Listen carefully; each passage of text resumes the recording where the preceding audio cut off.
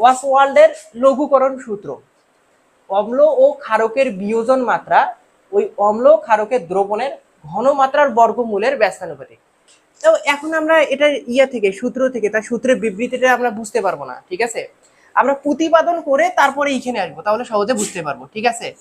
তো এখানে একটা বিষয় দেখো, সেটা হচ্ছে ধরলাম যে এইসে একটা মৃদু অ্যাসিড, এইসে একটা কি বলতো মৃদু অ্যাসিড।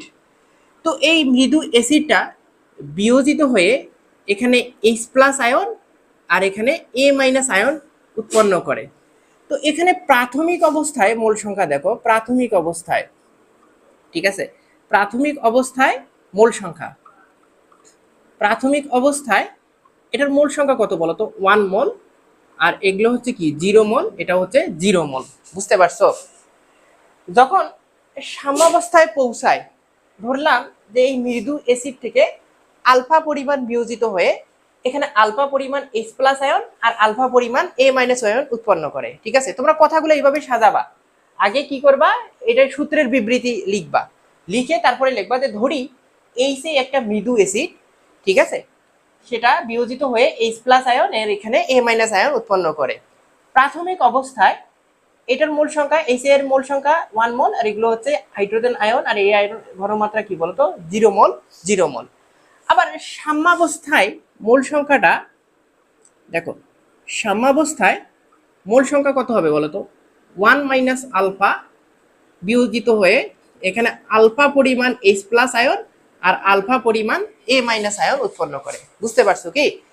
এখন এখানে একটা কাজ করব, কাজটা কি, এই যে টার্মটাকে আমরা ভি দ্বারা, আয়তন দ্বারা ভাগ করব, তাহলে এখানে 1 - alpha V, alpha V, alpha V, বুঝতে পারছো কি।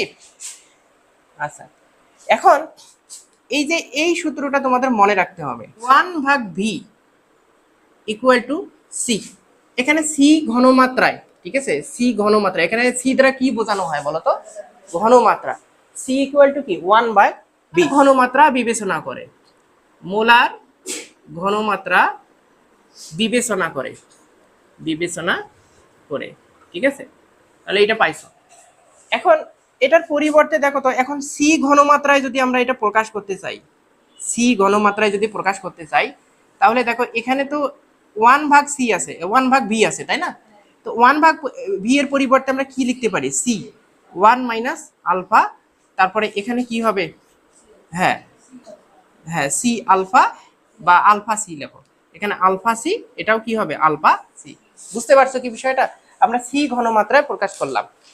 এখন সেটা হচ্ছে ভরক্রিয়ার সূত্র থেকে আমরা বিয়োজন ধ্রুবক, বিয়োজন ধ্রুবক আমরা যেহেতু অ্যাসিডের বিয়োজন ধ্রুবক আমরা পড়তেছি, সেহেতু কে এ ইকুয়াল টু আমরা লিখতে পারি, সেটা হচ্ছে এই যে উৎপাদ আয়নগুলোর মোলার ঘনমাত্রার গুণফল ভাগ এই বিক্রিয়ক অণুটা, তাহলে আমরা লিখতে পারি এখানে H+ আয়ন গুণন A- আয়ন, ঠিক আছে, আর এখানে থাকলো এইচে, বুঝতে পারছো। এখন এগুলোর মান আমরা বসাবো, তাহলে এইটার মান কি বলতো, এটার মান কত, H+ আয়নের ঘনমাত্রা আলফা সি, আলফা সি গুণন এটার মান কি হবে আলফা সি, ঠিক আছে। আর এই যে এইচ এর ঘনমাত্রা কত, এই যে হ্যাঁ সি 1 - আলফা, বুঝতে পারছো। তাহলে এখানে কে এ ইজ ইকুয়াল টু কি পাবে বলো তো, আলফা স্কোয়ার সি স্কোয়ার, এখানে কি লিখবা সি ইকুয়াল টু 1 - আলফা, তাহলে এখানে সি সি তো কাটা যাবে, তাই না, তাহলে এখানে পাবো আমরা আলফা স্কোয়ার সি আর 1 - আলফা, বুঝতে পারছো। একটা বিষয় দেখো, সেটা হচ্ছে এখানে যে এই যে এইচে যে একটা কি বলতো মৃদু অ্যাসিড, খুবই অল্প পরিমাণে বিয়োজিত হয়, বুঝতে পারছো কি, প্রায় 1 অপেক্ষা কি বলতো কম, যেহেতু 1 অপেক্ষা কম, সেহেতু আমরা এই যে 1 - আলফা এর পরিবর্তে 1 ধরতে পারি, 1 - আলফা এর পরিবর্তে কি ধরতে পারি 1 ধরতে পারি, তাহলে এই 1 - আলফাটা কিসের সমতুল্য বলতো, হ্যাঁ 1 এর সমতুল্য, তাহলে আমরা এখান থেকে লিখতে পারি K a is equal to alpha square C, বুঝতে পারছো কি। আচ্ছা, তাহলে এখান থেকে দেখো তুমি তো পাইলা যে আলফা স্কোয়ার সি, ঠিক আছে। এখন বিয়োজন মাত্রা বা বিয়োজন ধ্রুবক, ঠিক আছে, বিয়োজন ধ্রুবক, এখানে আলফা, এখানে বিয়োজন মাত্রা আলফা মুক্ত করো। এই যে আলফা স্কয়ার, দেখো এই টার্মটা এইদিকে নিয়ে এসো, তারপরে কে এ। তাহলে এখানে দেখো তো আলফা স্কয়ার রাখলা, তারপরে এখানে কে, দেখো কে এ, তারপর নিচে সি। বুঝতে পারছো কি? তাহলে আলফা রুট ওভার কে এ, এখানে সি। বুঝতে পারছো? তো বা এটাকে আলফা, ঠিক আছে, এই যে রুট ওভার কে এ, তারপরে এখানে 1/√c, বিষয়টাকে তো এইভাবে লেখা যায়, তাই না? তো এই মানটা কি একটা ধ্রুবক না? এই মানটা ধ্রুবক। তো এই ধ্রুবক তুলে দিয়ে সমানুপাতিক চিহ্ন বসানো যায়, ঠিক আছে? তাহলে সমানুপাতিক চিহ্ন তুলে দিয়ে আমরা রুট ওভার এখানে কি লিখতে পারি, সি। বুঝলেন? এখানে দেখো, তাহলে আমরা এই টার্মটা ব্যবহার করে দেখো অ্যাসিডের বিয়োজন ধ্রুবক K equal to alpha square C, এই টার্মটা দিয়ে আমরা সূত্র, মানে এই সূত্রটা ব্যবহার করে আমরা ম্যাথ করব, ঠিক আছে? এই সূত্রটা ব্যবহার করে আমরা ম্যাথ করব। এখন এটা যদি ক্ষারকের ক্ষেত্রে হইতো, ক্ষারকের ক্ষেত্রে হইতো, তাহলে এখানে কি লিখতে, ওই একই টার্ম চলে আসবে। তাহলে K b equal to alpha square C হবে। বুঝতে পারছো কি?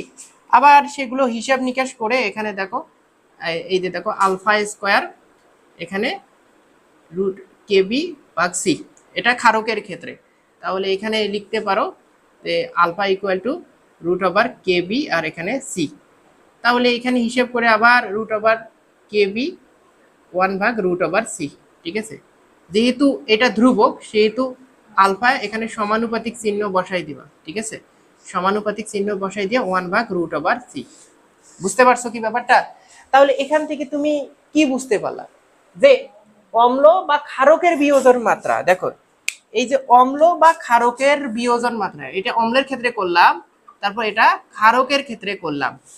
অম্ল বা ক্ষারকের বিয়োজন মাত্রা ওই অম্ল বা ক্ষারকের দ্রবণের যে ঘনমাত্রা আছে, দেখো এটা সি দ্বারা কি বোঝানো হয়, ঘনমাত্রা না? সেই ঘনমাত্রার যে বর্গমূল, বর্গমূলের কি ব্যস্তানুপাতিক। বুঝতে পারছো কি ব্যাপারটা? এই জন্য আমি শুরুতে বলছিলাম যে আমরা শুরুতে এখান থেকে সূত্রে বিবৃতি ব্যাখ্যা করব না, আমরা সরাসরি প্রুফ করে তারপরে ব্যাখ্যা করব। আমি কি বোঝাইতে পারছি? আচ্ছা, গুড।